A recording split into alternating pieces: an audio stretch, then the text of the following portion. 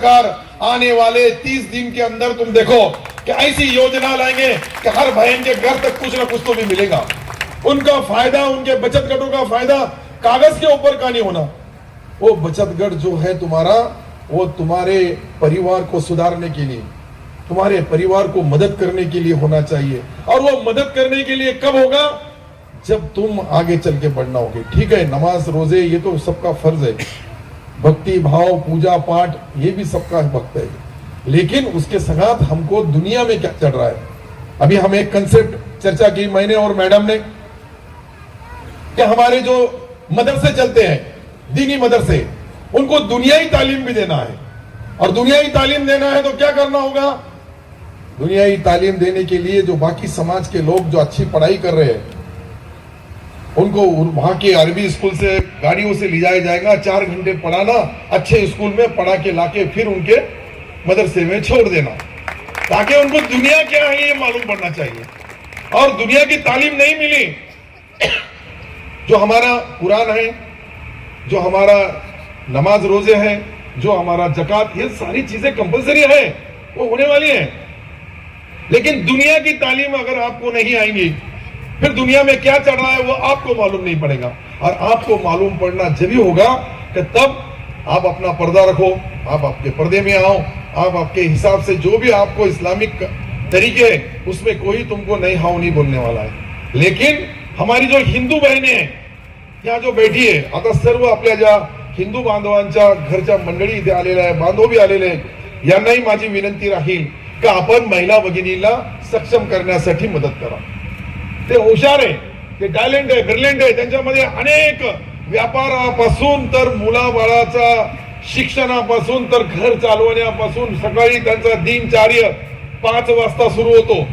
पुरुष तरी 8 वाजता उठतील, तुम्हाला काही वाईट वाटू देऊ नका, परंतु ज्या महिला भगिनी जे 5 वाजता उठून आपला सगळं टाकणं, नाणं साफ करणं, गाई असेल तर दूध धुणं, त्या झाल्यानंतर मार्केटमध्ये येणं, पतिराजा आल्यानंतर त्याचा नाश्ता चहा पाणी करणं, नंतर आपली शेती असेल, व्यवहार असेल, व्यापार असेल, काय निंदणं असेल, खुरपणं असेल, मजुरी असेल, हे करण्याचा पुण्याचा काम आमच्या भगिनी करतात। त्या भगिनींना भविष्यामध्ये हे सर्व आता काळ बदलू लागला, काळ बदलत्या काळामध्ये व्यवहार करणं, व्यापार करणं, चांगला एज्युकेशन घेणं हे आपलं कर्तव्य आहे। आणि हे कर्तव्य बजावताना तुम्हाला प्रत्येक समाजाच्या, जातीच्या, धर्माच्या महिला भगिनी असो, पुरुष असो, या सर्वांना बेनिफिट देण्यासाठी आमच्याकडे सेतू आहे। सेतू मध्ये कोणी बोलतो माझे 300 घेतले, कोणी म्हणतो 500 घेतले, काही सरकार मान्य आहे ते, परंतु अशामध्ये जे लोक अडवणूक पिडवणूक करतात गरीब माणसाची, त्यासाठी आता मी मुख्यमंत्री महोदयाला विनंती केली का आपण जे काही फुकट मध्ये देत असाल, काही संस्था असेल, काही ट्रस्टी असतील, काही उद्योगपती असतील, काही त्यांचे सोसायटी असतील, यांना वाटतंय का नाही मी माझ्या गरीब बांधवांना सरकारच्या योजनेचा केंद्र सरकार, राज्य सरकार याचा लाभ डायरेक्ट घरापर्यंत फुकट देईल, अशा लोकांना परवानगी द्यावं लागेल। मला एकाने सांगितलं का पेटीमध्ये 500 रुपये घेऊन टाकले, ते काही योग्य नाही। कामगार पेटीमध्ये 500 आणि 1000 रुपये खाऊन घेऊ लागले, मग फायदा काय? त्या गरीबाला फुकटचा त्याचा अधिकार आहे, तो मजुराचा। कामगारचा पाठीमागे पार्श्वभूमी, त्यांना घरकुल द्यावं, त्यांना घर बांधून देण्यासाठी मदत करावी, त्यांचा मेडिकल साठी 5 लाख रुपयापर्यंत फ्री त्यांना दिलेला आहे। 50,000, 30,000, 2 लाख, 3 लाख अशा वेगवेगळ्या योजना आपण त्या कामगार, घरेलू कामगार बहिणी घराघरामध्ये काम करतात, मजुरी करतात, त्यांनाच कामगार म्हणतो। कोणी बांधकामाचं काम करतो, कोणी कशाचं काम करतो, अशा लोकांना आपण जे न्याय देण्यासाठी जी आता योजना काढू लागून ती घरपोच राहील। त्याच्या गाडी माझा आमिरला मी सांगितलं ते गाड्याची डिझाईन बनवू लागले, त्या गाड्याच्या डिझाईन मध्ये स्क्रीन लाईन लावलेला मोठा केंद्र सरकारच्या योजना इतक्या आहे, राज्य सरकारच्या योजना इतक्या आहे, याचे प्रोफॉर्मे असे भरले जातात। त्या ठिकाणी कॉम्प्युटर मध्ये लोड केला का प्रिंटर मधून प्रिंट निघाला का तुमचा लायसन पक्का झाला, तुम्ही झाले त्या योजनेचे लाभधारक। परंतु जोपर्यंत तुम्ही कागदपत्र पुरी करणार नाही, मागणी करणार नाही, नोंदणी करणार नाही, तुम्हाला घर बसल्या काही मिळणार नाही। तो तुमचा हक्क बी असला आता मतदानाचा सर्वांचा हक्क कंपल्सरी आहे, परंतु लोक मतं करायला जात नाही. 62%, 70%, 68%, कधी कधी तर 52% मतदान होतं. तर याच्यावरून तुम्ही अंदाजा लावा का आपल्या लोकांमध्ये जागृत व्हाल. आणि एकदा गरीब माणूस पेटून उठला तर तो कधी थांबत नाही. जब अवाम में का सबसे सादा सिंपल आदमी उसको समझ गया कि नहीं ये मैं कर सकता हूँ, ये मेरा हक है, मैं इस देश का एक नुमाइंदा हूँ, ये देश में मेरा भी हक उतना है जो बाकी समाज का है, बाकी कौम का है, बाकी धर्म का है. ये तो चीजें बोलने के लिए यहाँ खास तौर पे आज जितने लोग आए इस सबों ने अपनी नोंद करना चाहिए. तुम नोंद करेंगे नहीं, तुम्हारा बचत गट का नाम क्या है, सब बचत गटों को मिलेगा.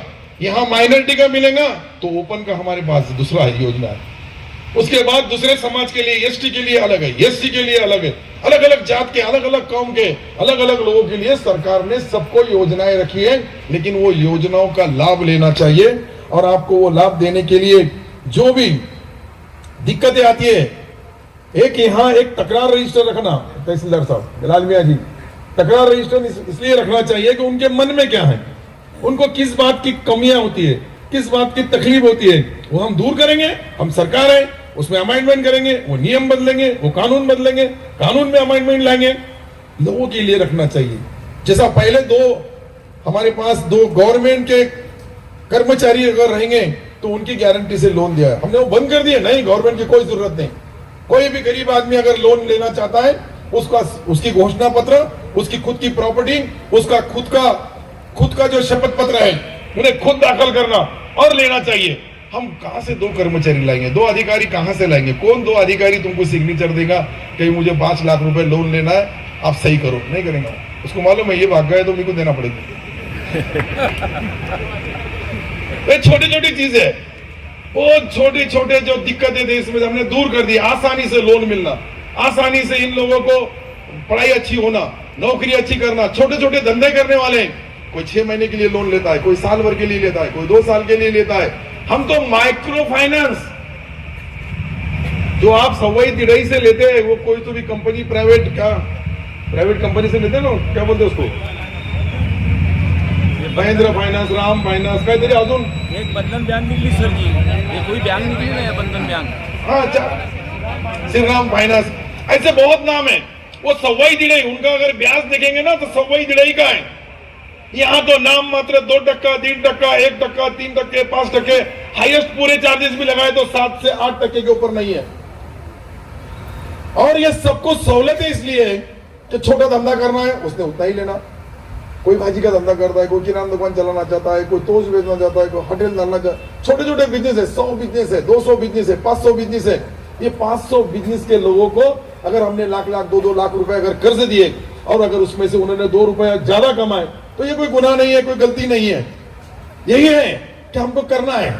यहाँ तुमको आज जो महाराष्ट्र की शुरुआत यहाँ से हो रही है, सिल्लोर से, आने वाले हफ्ते में हमारा नागपुर को होगा कार्यक्रम, उसके बाद में बंबई में होगा, उसके बाद में पूना में होगा, और आखिरी का लोकार्पण का जो कार्यक्रम है आम खास मैदान में, वहां जो हमारा हज हाउस का लोकार्पण, और इसमें इसका आखिरी मेड़ावा मुख्यमंत्री उप मुख्यमंत्री जी के सदारत में वहां औरंगाबाद में, संभाजी नगर में होने वाला है.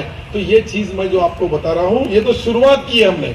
जल्दी शुरुआत करना थी, 4 दिन पहले मंजूरी आई तो कहां कर सकते. तो 4 दिन में अगर लोग जमा करने का कोई गांव होगा तो महाराष्ट्र में सिर्फ सिल्लोर है.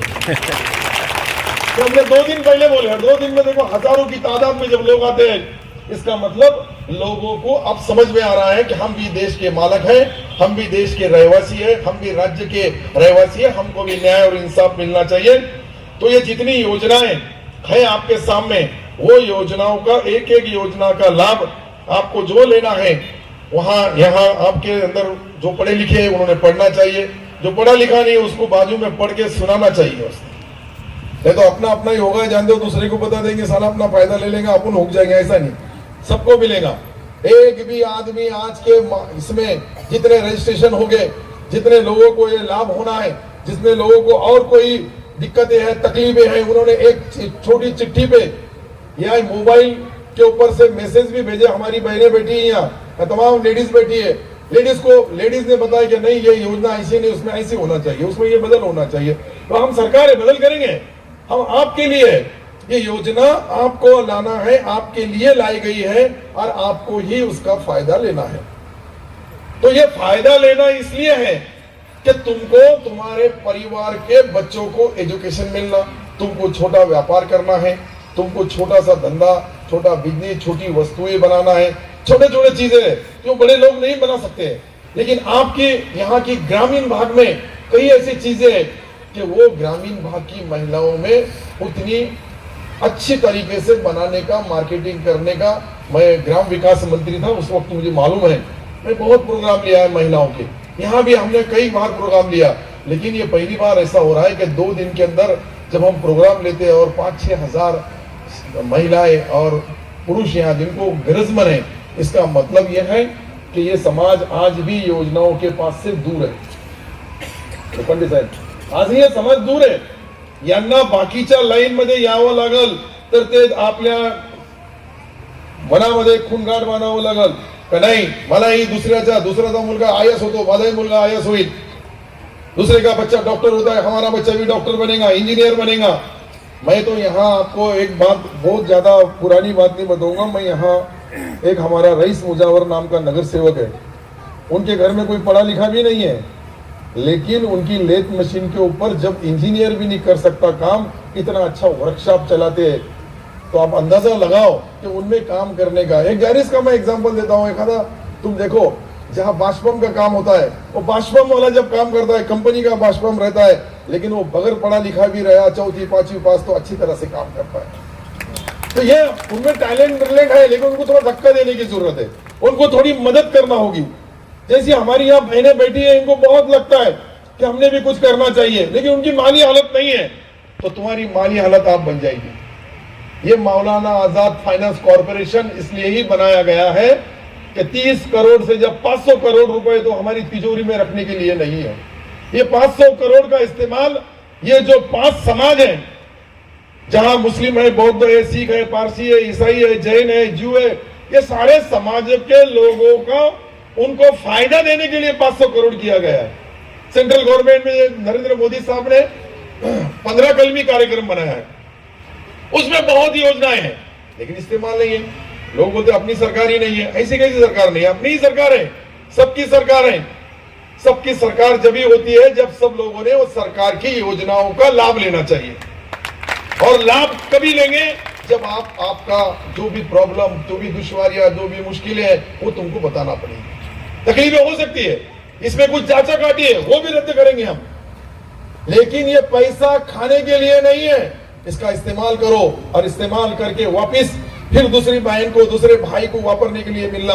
ये रूटीन में तुमने 5 लिए, 10 लो, 2 लिए, 4 लो, और भी जो भी यहाँ की हमारी नगर पालिकाओं में हमने कितने लोगों को कर्ज दिया है, कितने लोगों को उन्होंने सबों ने वापस किए। मुझे लगता है कितनी टक्के वसूली मैडम, यहाँ जो हमारी नगर पालिका ने कर्ज दी उसकी 98% वसूली है, तो यही बहनों ने दी है। किसने दिया 98% वसूली? तो यहाँ भी अगर इतनी वसूली होगी तो ये पैसा आपको, सबको, आने वाली पीढ़ी तक काम आना चाहिए। ये योजनाएं 1000 कोटी तक बढ़ना, 2000 कोटी तक बढ़ना। देखो, मैं आपको एक ही बात बताना चाहता हूं कि आज जो बांग्लादेश इतना सक्षम जो हुआ है, उसके पीछे ताकत किसकी होगी? तो ये महिला बचत गट की है। मैं गारंटी से बोल रहा हूं। वहां भी मुस्लिम है, वहां भी अल्पसंख्यक है, वहां भी वो लोग हैं, लेकिन उन्होंने अपनी देश की अर्थव्यवस्था को मजबूत करने के लिए वहां की बहनों ने अपना वक्त दिया, व्यवहार किया, बिजनेस किया, अच्छे अच्छे लोगों को। और सरकार जो हसीना जी के नाम पे जो सरकार चलती है बांग्लादेश की, तो वहां का सबसे बड़ा क्रांतिकारी कोई अगर फैसला हुआ होगा तो वहां की महिलाओं ने अपने पर्दे में रह के, अपने सब करके, और वहां की सरकार को मजबूत किया। मग आमच्या सरकार का करत नाही?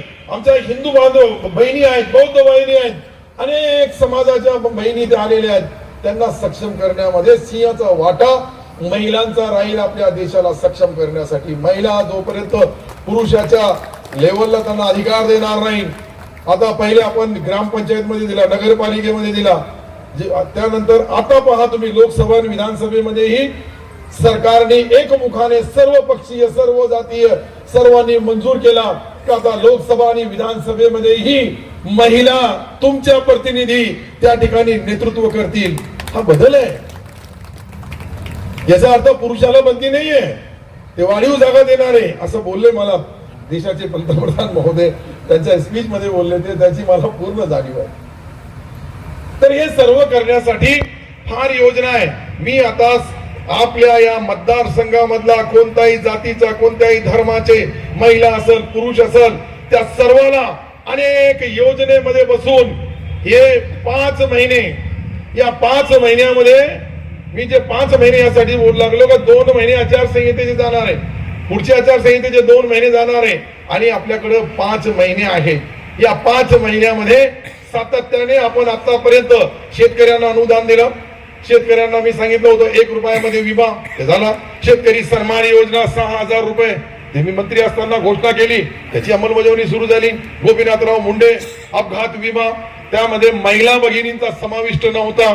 एखादी बहीण डिलिव्हरी मध्ये गेली आणि त्याला दुर्दैवाने मृत्यू पावली तर त्याचं नुकसान भरपाईमध्ये नाव नव्हता. मी पहिल्यांदा कॅबिनेट समोर गेलो आणि तोही निर्णय घेतला का आता कोणती घरामध्ये एखादी दुर्दैवाने एखादी महिला ती मृत्युमुखी पडत असेल तर त्याला ही 2 लाख रुपये गोपीनाथराव मुंडेच्या माध्यमातून दिल्या जाईल. दलालाची गरज नाही, सरकार देईल, कृषी विभाग देईल. मी तोही दलाल बंद करून टाकला. निर्णय घेतले आपण. मी कृषीमध्ये आहे, महसूल मध्ये होतो, अनेक वेळेस आपण वेगवेगळे निर्णय घेतले. ग्राम विकास मध्ये घेतले, बांधकाम मध्ये घेतले, सार्वजनिक बांधकाम मध्ये घेतले.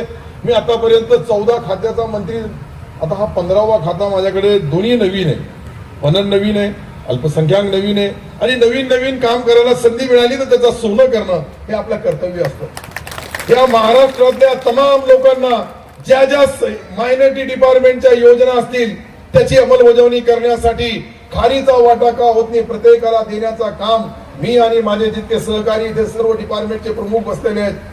आमच्या सर्वांमध्ये सरकारच्या वतीने जे सेक्रेटरी महोदय आहेत, सचिव महोदय आहेत, या बहिणीलाही दुसऱ्या बहिणीला सक्षम करण्यासाठी यांच्या मनामध्ये ज्या कल्पना असतात त्याची जाणीव मला आहे.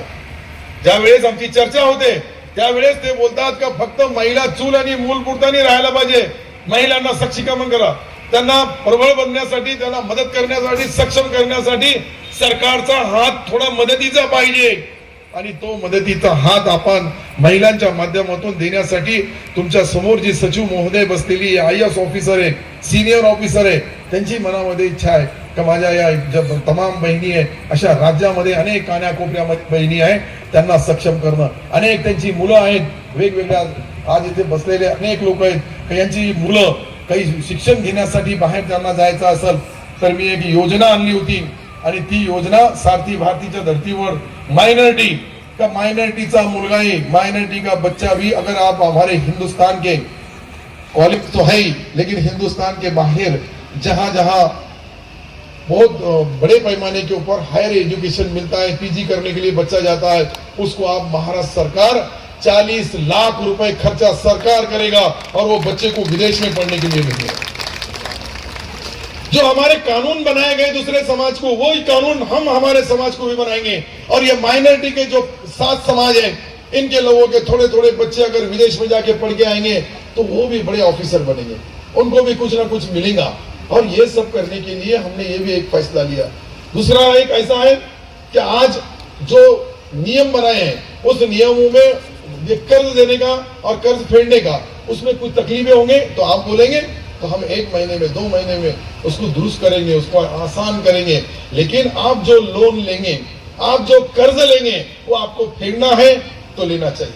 और इतना कम ब्याज में, इतना नाम मात्र ब्याज में, उसके अंदर भी हम सोच रहे हैं अभी कि मुख्यमंत्री महोदय से चर्चा करेंगे, उप मुख्यमंत्री देवेंद्र जी से चर्चा करेंगे, हमारे अजीत दादा से चर्चा करेंगे और कुछ कम करता है क्या, उनको नाम मात्र इसके ऊपर जो कर्ज के ऊपर उनको पैसा दिया जाएगा क्या, इसकी भी सोच चालू है. लेकिन सब बदल एकदम नहीं हो सकते, ये टप्पे टप्पे से सारे बदल हो गए और सारे समाज को न्याय और इंसाफ दिलाने का काम मैं और मेरा डिपार्टमेंट, मेरा सरकार, हमारे मुख्यमंत्री एकनाथ राव जी शिंदे साहब, हमारे उप मुख्यमंत्री देवेंद्र जी और अजीत पवार जी, मैं बार बार इनका नाम इसलिए ले रहा हूं कि इन्होंने महाराष्ट्र के अंदर कई सरकारें आई, सरकारें गई, लेकिन ये सरकार ने जो काम किया है इतना काम कभी कोई सरकार ने मेरे हिसाब से नहीं किया। इसलिए मैं उनका मंत्री बोल के नहीं बोल रहा हूँ, एक अवाम में का एक हिस्सा, आपका एक दोस्त, आपका एक भाई, एक साथी इस नाते से कि मैं उनको बहुत नजदीक से देख रहा हूं।